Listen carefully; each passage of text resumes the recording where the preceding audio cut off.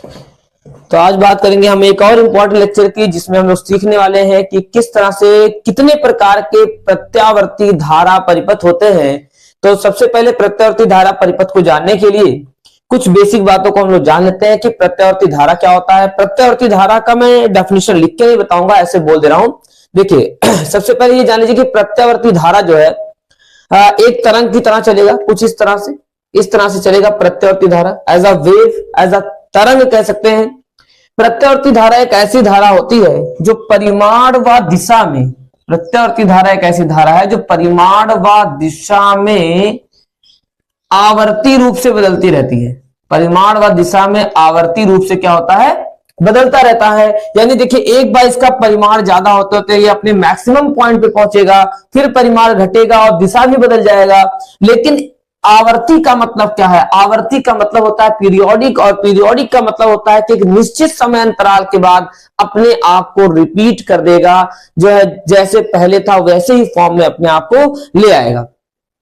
यानी एक निश्चित समय अंतराल के बाद ये फिर से मैक्सिमम और मिनिमम होगा, फिर मैक्सिमम मिनिमम, फिर मैक्सिमम मिनिमम, और इस तरह as a wave, as a तरंग जो है ये चलता रहेगा। तो ऐसी धारा जो परिमाण व दिशा में आवर्ती रूप से बदलता रहता है उसे हम प्रत्यावर्ती धारा कहते हैं।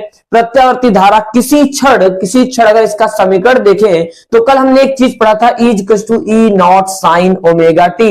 वहीं से इसका समीकरण मैं लिख सकता हूं I equals to I not sine omega t. Clear है? इसी तरह से ऐसा वोल्टेज हम लोग बोल दें कि ऐसा वोल्टेज हम लोग बोल दें जो परिमाण व दिशा में आवर्ती रूप से जो है वो बदलता रहता है, तो उसे प्रत्यावर्ती वोल्टेज कहते हैं। तो परिपथ में दो चीजें होंगी, धारा और वोल्टेज, दोनों तरंगों की तरह चलेंगे, कभी साथ साथ में, कभी आगे कभी पीछे।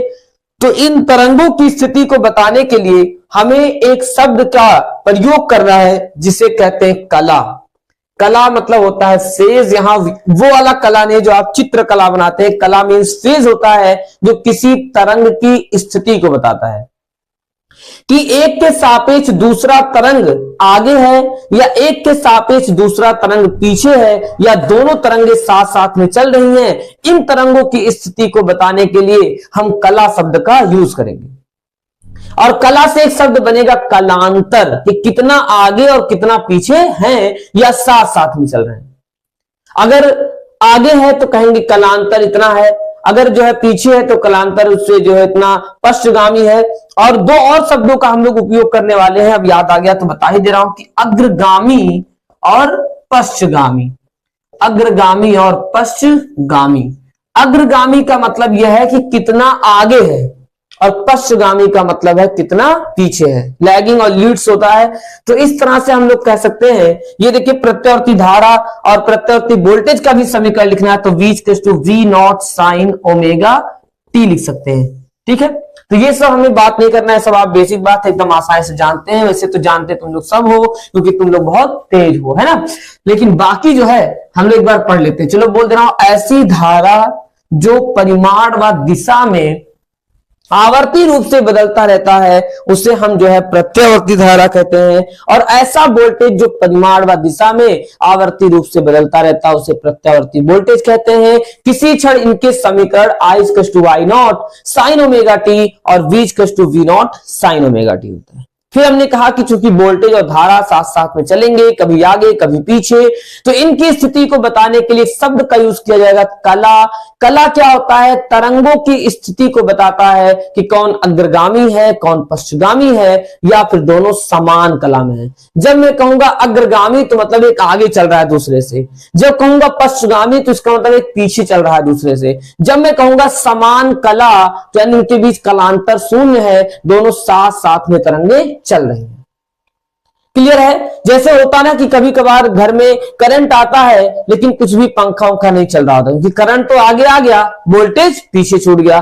कभी कभार क्या होता है, करंट आया ही कि बहुत चीजें जल करके खराब हो जाती है, बहुत सारे उपकरण खराब हो जाते हैं, पंखा बल्ब खराब हो जाता है, फ्रिज कूलर खराब हो जाता है। कारण क्या है कि उसमें वोल्टेज बहुत आगे बढ़ जाता है और धारा पीछे छूट जाता है। तो हमें इस चीज को जानना है। और इसमें सबसे इंपॉर्टेंट बात इस चैप्टर में भी है, 7 प्रकार के विभिन्न ये जो प्रत्यावर्ती धारा परिपथ है। तो एक बार और बोल दूं आराम से कि ऐसी धारा जो परिमाण व दिशा में आवर्ती रूप से बदलता रहता है उसे प्रत्यावर्ती धारा कहते हैं, और ऐसा वोल्टेज जो परिमाण व दिशा में आवर्ती रूप से बदलता रहता है उसे प्रत्यावर्ती वोल्टेज कहते हैं। किसी क्षण इनके समीकरण I = I not sin ωt, V = V not sin ωt। कला या कलांतर क्या है? कलांतर तरंग की स्थिति को बताएगा, है ना, कि कौन सा तरंग किसके सापेक्ष आगे है या पीछे है या दोनों साथ साथ में चल रहे हैं। क्लियर है ना। चलिए, तो विभिन्न प्रकार के प्रत्यावर्ती धारा परिपथ होते हैं। विभिन्न बहुत ज्यादा हो गया क्या आज? विभिन्न प्रकार के प्रत्यावर्ती धारा परिपथ, विभिन्न प्रकार के प्रत्यावर्ती धारा परिपथ, ये हम लोग का आज का टॉपिक है मेन, जिससे मैं पहुंचने वाला था। विभिन्न प्रकार के प्रत्यावर्ती धारा परिपथ। अब देखिए, प्रत्यावर्ती धारा परिपथ क्या, जिसमें प्रत्यावर्ती धारा हो और क्या, तो ये सबसे पहला परिपथ इसमें होता है आर परिपथ। आर सर्किट कह सकते हैं, आर सर्किट कह सकते हैं, आर परिपथ कह सकते हैं। और डेफिनेशन जो नाम है वही परिभाषा है कि एक ऐसा परिपथ है, एक ऐसा प्रत्यावर्ती धारा को ऐसे रिप्रेजेंट करते हैं। तो एक प्रत्यावर्ती धारा परिपथ जिसमें शुद्ध ओमीय प्रतिरोध आर जुड़ा हो, केवल शुद्ध ओमीय प्रतिरोध क्या जुड़ा हो? आर जुड़ा हो। ये देखिए, हमने कहा कि एक ऐसा प्रत्यावर्ती धारा परिपथ जिसमें केवल शुद्ध ओमीय प्रतिरोध आर जुड़ा हो तो उसे आर परिपथ कहते हैं। और ऐसे परिपथ में क्या होता है ये आपको बताना है। तो आपको केवल इतना बताना, देखिए ओम के नियम में क्या होता था, यही सोचिए, यही से ट्रिक बता लीजिए कि ये जो प्रतिरोध है शुद्ध ओमनी प्रतिरोध आर है। तो ओम के नियम से सोचिए कि ओम के नियम में वोल्टेज धारा के समानुपाती अनुक्रमानुपाती होता था, यानी जितना वोल्टेज उतनी धारा, दोनों के बीच में कुछ भी अंतर नहीं, दोनों साथ साथ में चलते थे। और जब साथ साथ में चलेंगे तो इनका कलांतर शून्य होगा, या कह सकते हैं दोनों समान कला में होंगे। अब यहीं से आपको बता देना कि आर परिपथ में क्या होता है। जब भूलिएगा तो ओम का नियम याद करिएगा कि वहां वोल्टेज आगे पीछे नहीं चलता है, धारा आगे पीछे नहीं चलती है, वहां पर तो दोनों साथ में चलते हैं। और आज प्रत्यावर्ती धारा परिपथ में हमने केवल शुद्ध ओमीय प्रतिरोध आर जोड़ा है। तो आज भी वही बताना है कि जब किसी प्रत्यावर्ती धारा परिपथ में केवल केवल केवल शुद्ध ओमीय प्रतिरोध, केवल शुद्ध ओमीय प्रतिरोध, शुद्ध ओमीय प्रतिरोध आर जुड़ा हो, शुद्ध ओमीय प्रतिरोध आर जुड़ा हो, तब वोल्टेज व धारा, तब वोल्टेज व धारा समान कला में होते हैं। तब वोल्टेज व धारा क्या होते हैं? समान कला में होते हैं, यानी दोनों साथ साथ में चलते हैं। तब वोल्टेज व धारा किस कला में होते हैं? समान कला में होते हैं। अर्थात ये भी कह सकते हैं, अर्थात ये भी कह सकते हैं उनके बीच कलांतर, उनके बीच कलांतर जो है, यानी कला में अंतर, जब समान कला में है तो कला में अंतर यानी कलांतर क्या होगा? शून्य होता है। कलांतर क्या होता है? शून्य होता है।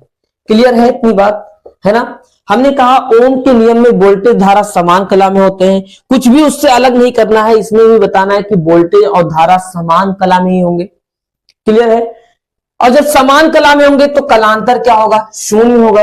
अब अगर किसी क्षण हम प्रत्यावर्ती धारा व वोल्टेज के समीकरण लिखें तब इनके समीकरण हमें क्या मिलेंगे? तब इनके समीकरण में कोई कलांतर नहीं, सीधे समीकरण लिखेंगे I = I not sin ωt, और यहां V = V not sin ωt। अब अगर मैं इसका रेशियो लूं V/I, V नॉट बटे I नॉट, तो हमें ये ओम के नियम से क्या मिलेगा? प्रतिरोध। ओम के नियम में V/I क्या होता है? प्रतिरोध होता है। और ये वैसे ही काम करेगा जैसे ओमीय परिपथ में काम करता है, यानी जब केवल प्रत्यावर्ती धारा परिपथ में केवल आर जुड़ा हो तो ये एक ओमीय परिपथ की तरह काम करेगा। उसमें वोल्टेज और धारा समान कला में हो जाएंगे, कलांतर शून्य हो जाएगा, V और I का अनुपात प्रतिरोध कहलाएगा, और प्रतिरोध कहेंगे भी तो वैसे ही काम करेगा जैसे ओमीय परिपथ में कार्य करता है। इससे ज्यादा आर परिपथ में कुछ बताना नहीं है, आपको केवल इतना बताना था, जब किसी प्रत्यावर्ती धारा परिपथ में केवल आपका शुद्ध ओमीय प्रतिरोध आर जुड़ा हो, तब क्या होता है, वोल्टेज व धारा समान कलामी होते हैं, जिससे उनके बीच कलांतर क्या होता है, शून्य हो जाता है। अर्थात वोल्टेज व धारा समान कलामी होंगे तो ये कलांतर शून्य हो जाएगा, समीकरण में कोई चेंज नहीं, V बटे I का अनुपात प्रतिरोध कहलाएगा। ये प्रतिरोध जैसे ओम के परिपथ में काम करता था वैसे ही काम करेगा। क्लियर है? क्लियर है? न संभलोगे तो मिट जाओगे हिंदी नौजवानों, दास्ता तक न होगी तुम्हारी दास्तानों में, है ना। पढ़ लीजिए। देखिए चलिए देखते हैं यल परिपथ क्या होता है। देखिए यल परिपथ क्या होता है, यल परिपथ यानी यल सर्किट। तो ये देखो इसमें बताना है कि जब प्रत्यावर्ती धारा परिपथ में केवल प्रेरकत्व यल जुड़ा हो, ये प्रेरकत्व है, केवल प्रेरकत्व यल जुड़ा हो, केवल प्रेरकत्व यल जुड़ा हो, ठीक है। तो जब किसी प्रत्यावर्ती धारा परिपथ में केवल प्रेरकत्व यल जुड़ा हो तो उसे यल परिपथ कहते हैं। और ऐसे परिपथ में क्या होता है, ऐसे परिपथ में वोल्टेज धारा से, ऐसे परिपथ में वोल्टेज धारा से कला में 90 डिग्री क्या होता है, अग्रगामी होता है। कला में 90 डिग्री क्या होता है, अग्रगामी होता है। अच्छा, वोल्टेज अगर धारा से आगे है तो मतलब धारा वोल्टेज से क्या होगा, पीछे, है ना। भाई मुझसे कोई आगे है तो इसका मतलब मैं उससे क्या हूं, पीछे हूं, ये भी कह सकते हैं। यानी इसी बात को ऐसे भी पूछ सकता है कि वोल्टेज धारा से कला में 90 डिग्री अग्रगामी होता है, लेकिन अगर धारा कह दे तो इसका मतलब है कि अर्थात धारा वोल्टेज से कला में 90 डिग्री पश्चगामी होता है। धारा वोल्टेज से कला में 90 डिग्री क्या होता है, पश्चगामी होता है। अब आप कहेंगे सर तब याद क्या करें, याद एक ठो करिए और अपना खुद दिमाग लगाइए कि भाई वोल्टेज अगर अग्रगामी है तो धारा उससे पश्चगामी होगा। अगर केवल कलांतर पूछा जाए तो जितना आगे पीछे होता है वही कलांतर, अर्थात कलांतर की अगर हम लोग बात करेंगे, कलांतर फाई की बात करेंगे तो ये होगा 90 डिग्री, या π/2 लिख सकते हैं। तो यल परिपथ में एल में वोल्टेज याद कर लीजिए कि एल में वोल्टेज अग्रगामी होगा, धारा पश्चगामी होगा, ठीक है। तो यल परिपथ में वोल्टेज धारा से कला में 90 डिग्री अग्रगामी होता है और धारा वोल्टेज से कला में 90 डिग्री पश्चगामी होता है, ऐसे हम कह सकते हैं। इसे हम ऐसे भी कह सकते हैं, या एक कोई याद कर लीजिए, कलांतर 90 डिग्री। अब किसी क्षण इनके समीकरण लिखने तो कैसे लिखेंगे, समीकरण ऐसे लिखेंगे, I sin ओमेगा टी, है ना। अब देखो धारा अगर वैसे लिख दिए तो वोल्टेज में कला 90 डिग्री अग्रगामी ओमेगा टी प्लस π/2 हो जाएगा, क्योंकि क्या है, वोल्टेज धारा से कला में 90 डिग्री अग्रगामी। अगर आप ऐसे भी लिख सकते हैं इसे कि धारा वोल्टेज से कला में 90 डिग्री पश्चगामी, π/2 घटा दीजिए, π/2 घटाएंगे तो यहां पर आप लिख सकते हैं V sin ओमेगा टी। देखिए समीकरण लिखने में कोई कंफ्यूजन नहीं होना चाहिए। अगर धारा वाले समीकरण को ऐसे छोड़ दे रहे हैं तो वोल्टेज कला में 90 डिग्री अग्रगामी है तो π/2 जोड़ देंगे। अगर धारा वाले में हम लोग π/2 घटाते हैं तो वोल्टेज वाले को ऐसे छोड़ देंगे, ताकि दोनों का अंतर वो बना रहे, है ना। यानी कि दोनों में π/2 कर दिए, ऐसा नहीं, एक में करना है। जिसमें अग्रगामी है उसमें जोड़ देना है, जिसमें पश्चगामी है उसमें घटा देना है, और एक समीकरण को वैसे छोड़ देना है। देखो पूरा बन गया जिसमें अग्रगामी है उसमें जोड़ देना है, पश्चगामी है घटा देना है, और एक समीकरण को वैसे ही छोड़ देना, उसमें कुछ भी बदलाव नहीं करना है। क्लियर है। अब अगर मैं इनका अनुपात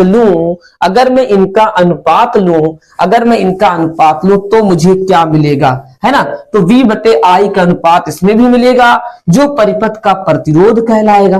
भाई V/I का अनुपात, है ना। अब देखो यहां भी मुझे V/I या फिर V0/I0 मिलेगा। तो V/I0 का अनुपात परिपथ का प्रतिरोध कहलाता है। परिपथ का क्या कहलाता है? प्रतिरोध कहलाता है, प्रतिरोध कहलाता है। परंतु यह प्रतिरोध आप देख रहे हैं किसके कारण आ रहा है? परंतु यह प्रतिरोध तो प्रेरकत्व यल के कारण आ रहा है। परंतु यह प्रतिरोध प्रेरकत्व यल के कारण है, यल के कारण है। अतः इसे प्रतिरोध ना कहकर इसका एक अलग से नाम दिया गया है, उसका नाम है प्रेरण प्रतिघात। और बहुत एग्जाम में पूछा जाता है कि प्रेरण प्रतिघात किसे कहते हैं, तो आप बताएंगे कि यल परिपथ में जो प्रतिरोध उत्पन्न होता है उसे प्रतिरोध ना कहकर प्रेरण प्रतिघात कहते हैं। क्लियर है? यल परिपथ में जो प्रतिरोध उत्पन्न होता है ना, उसे प्रतिरोध ना कह करके प्रेरण प्रतिघात कहते हैं। तो प्रेरण प्रतिघात को यक्स यल से प्रदर्शित करते हैं, और यक्स यल बराबर होता है ओमेगा एल। ओमेगा कोण ये वेग है, इसका सूत्र है 2 पाई एफ। तो यहां लिख सकते हैं यक्स यल बराबर 2 पाई एफ यल। क्लियर है? क्लियर है? इतना ही जानना है। तो यल परिपथ में वोल्टेज धारा से कला में 90 डिग्री अग्रगामी होगा। इसे ऐसे भी हम कह सकते हैं कि धारा वोल्टेज से कला में 90 डिग्री पश्चिमगामी होगा। Feel the physics and fall in love. तो इसे आप एकदम फील कर सकते हैं। फिर पूरी तरह से आप बताएंगे कि यहां पर जो है यल परिपथ में जो प्रतिरोध हमें मिलेगा उसे प्रतिरोध नहीं कहेंगे, वो क्योंकि प्रेरकत्व यल के कारण आ रहा है, तो उसका एक नाम दे दिए प्रेरण प्रतिघात। XL से डिनोट करेंगे। XL बराबर होगा ओमेगा एल। ओमेगा की वैल्यू होगी 2 पाई एफ। क्लियर है? थैंक